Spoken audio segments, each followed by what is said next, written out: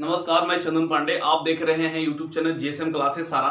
आप लोगों के सामने एक ऐसा टॉपिक लाया हूं जो एग्जाम के लिए बहुत ही फेमस है और एग्जाम में हमेशा एक क्वेश्चन आता ही है। वो टॉपिक का नाम है महात्मा बुद्ध और इसको मैं ऐसे तरीके से बताने जा रहा हूं कि जो कि आप पूरे लाइफ नहीं भूलिएगा और अपने लाइफ में उसका अमल भी कीजिएगा। देखिए, महात्मा बुद्ध का जन्म हुआ था 563 बीसी में कपिलवस्तु की लुम्बिनी में। अब ये लुम्बिनी कहां पड़ता है? लुम्बिनी पड़ता है नेपाल में। महात्मा बुद्ध की पिता का नाम था सुधोधन, जो शाक्य वंश के थे। अब देखिए, इनकी माता का नाम माया देवी। माया देवी, इनके घर में बहुत दिनों तक कोई पुत्र उत्पन्न नहीं हो रहा था। बहुत से साधु संत ऋषि महात्मा सबके आगे जाके माथा टेके पुत्र की प्राप्ति के लिए, लेकिन इनका कोई भी पुत्र उत्पन्न नहीं हुआ। बाद में हम देखते हैं कि इनके घर पर एक महात्मा आते हैं, यानी कि सिद्धार्थ के घर पर, सुधोधन के घर पर एक महात्मा आते हैं और वो महात्मा भविष्यवाणी करते हैं कि आपके घर में एक पुत्र होगा, लेकिन वो पुत्र आपके पास रुकेगा नहीं, आपको एक दिन छोड़कर चला जाएगा। अब ऐसी स्थिति में सुधोधन जो है अपने पुत्र की लालसा के लिए बोले कि कुछ भी हो बाबा, हमारे यहां पुत्र होना चाहिए। देखिए, कुछ दिन के बाद में उनके घर में एक पुत्र उत्पन्न होता है और पुत्र उत्पन्न होने के बाद में जैसे ही पुत्र उत्पन्न होता है, उसके 7वें दिन उनकी माता माया देवी की मृत्यु हो जाती है। माया देवी की मृत्यु होने के बाद में उनका उस बच्चे का पालन पोषण उनकी विमाता प्रजापति गौतमी करती है और उस लड़की का नाम रखा जाता है सिद्धार्थ। अब सिद्धार्थ बड़े भाई के इनका जो था, बड़े भाई के लड़के का नाम देवव्रत था। बचपन में एक आपने कहानी सुना होगा हंस का, जिसमें देवव्रत जो है हंस को मार देते हैं और मार देने के बाद में देवदत्त के हंस के मारने के बाद में सिद्धार्थ उस पर मलहम लगा के उस हंस को ठीक कर देता है। और ठीक करने के बाद में जब दोनों के बीच में हंस के लिए झगड़ा होता है तो उनके पिता आते हैं और ये कहते हैं कि मारने वाला से बचाने वाला बड़ा होता है, इसलिए इस हंस पर अधिकार सिर्फ व सिर्फ सिद्धार्थ का। आगे देखते हैं कि जैसे ही वो लड़का, यानी कि बच्चे को सभी प्रकार की सुख सुविधा उसके घर ही में मिल रही है, उस बच्चे को बाहर निकलने नहीं दिया जा रहा है, क्योंकि हो सकता है कि जो साधु ने भविष्यवाणी की है वो भविष्यवाणी सत्य हो जाए, इसलिए बच्चे को बाहर नहीं निकलने दिया जा रहा है। अब जो है, जैसे ही बच्चा 16 वर्ष की अवस्था के में होता है तो उनका एक लड़की जिसका नाम है यशोधरा, उसके साथ विवाह कर दिया जाता है, क्योंकि लोगों का मानना है कि विवाह एक ऐसा जेल है जिससे जल्दी कोई निकल नहीं सकता और पुत्र भी उत्पन्न हो जाने पर और मोह माया बढ़ जाता है, जिसके चलते वो उससे दोनों से निकलने में असमर्थ हो जाता है।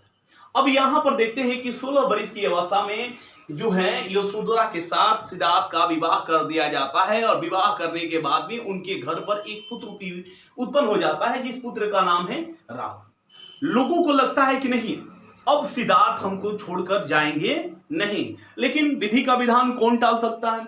अब देखते हैं कि जैसे ही 19 वर्ष के सिद्धार्थ होते हैं तो पहली बार देशाटन के लिए निकले।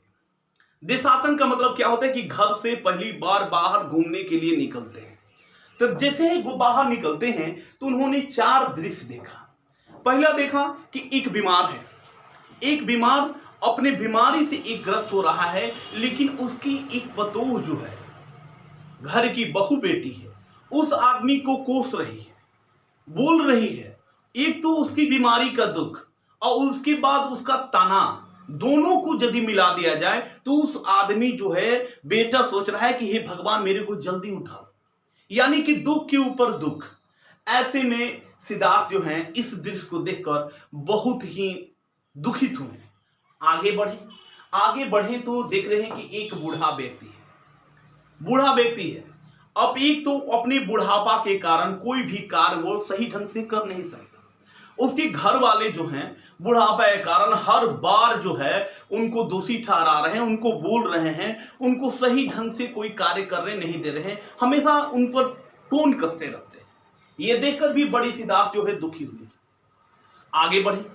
फिर आगे बढ़े तो उन्होंने देखा कि एक शव जा रहा है। शव मतलब लाश जा रहा है। तो उस लाश को में 2 तरह के व्यक्ति जाते हैं। आज भी जाइएगा तो दो तरह के व्यक्ति जाते हैं।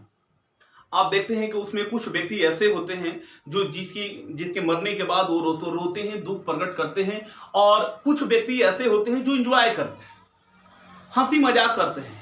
अच्छा हुआ वो मर गया। कुछ आदमी दुखी हैं, कुछ आदमी नहीं दुखी, खुशी हैं, अच्छा हुआ मर गया। तो ऐसे में इसको देखकर भी सिद्धार्थ का मन द्रवित हो उठा कि मरने के बाद भी लोगों को चैन नहीं है, मरने के बाद लोग नहीं छोड़ रहे हैं।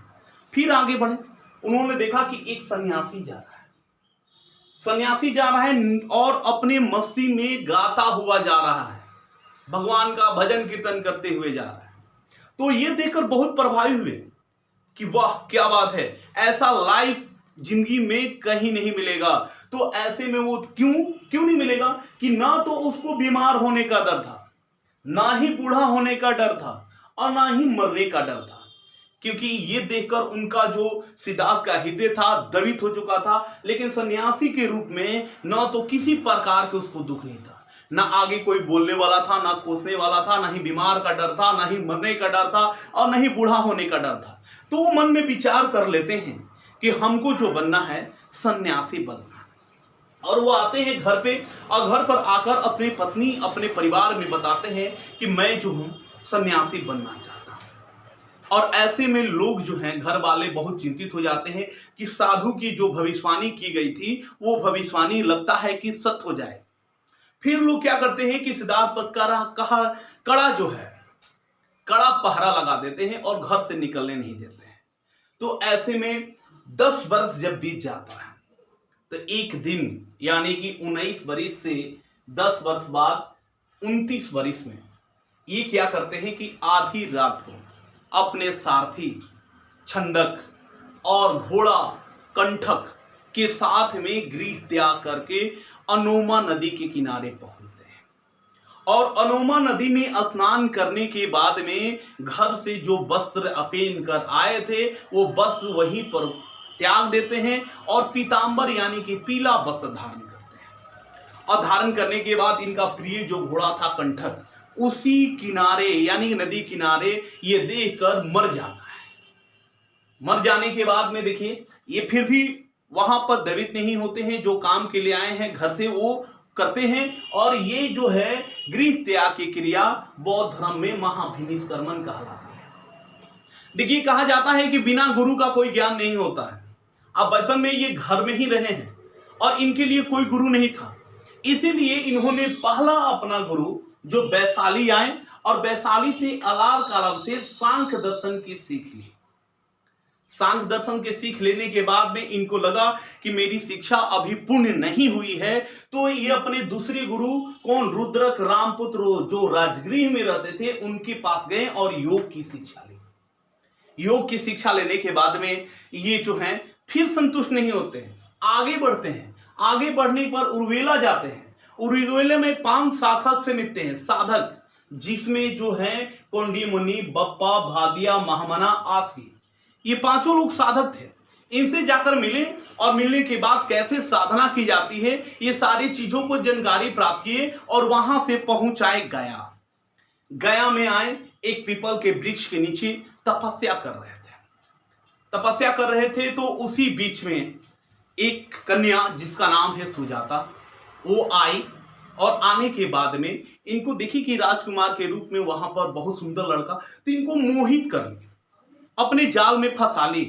और उस औरत के कारण इनकी तपस्या भंग होने लगी। कुछ दिन के बाद में इनको बोध होता है कि ये जो चीज मैं यहां कर रहा हूं वो तो मेरे को घर पर भी हो रहा था, वो छोड़कर मैं आया हूं तो यहां पर मैं ये क्या कर रहा हूं। जब इनको ज्ञान होता है तो उस औरत से ये दूरी बना लेते हैं, दूरी बना लेते हैं। और फिर से जाके ये निरंजना नदी जो फल्गु के नाम से जानी जाती है उस नदी में स्नान करने के बाद में पीपल के वृक्ष के नीचे ये बैठते हैं।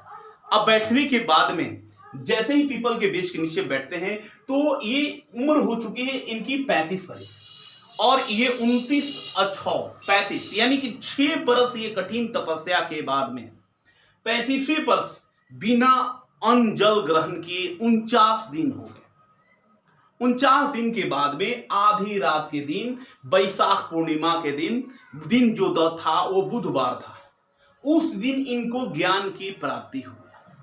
और ज्ञान की प्राप्ति आधी रात हुआ तो कैसे लोग जानेंगे कि इनको ज्ञान की प्राप्ति हो गया?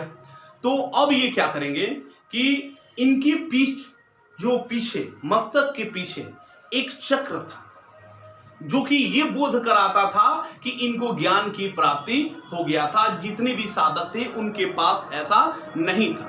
नहीं तो 5 साधक और भी हैं, कोंडी मुनि है, बप्पा है, भादिया है, महामना, आसगी है, ये लोग भी तो हैं। ये लोग में कह सकते हैं कि हमको ज्ञान की प्राप्ति हुआ है। क्या प्रूफ है जो आपको दैविक शक्ति मिली है?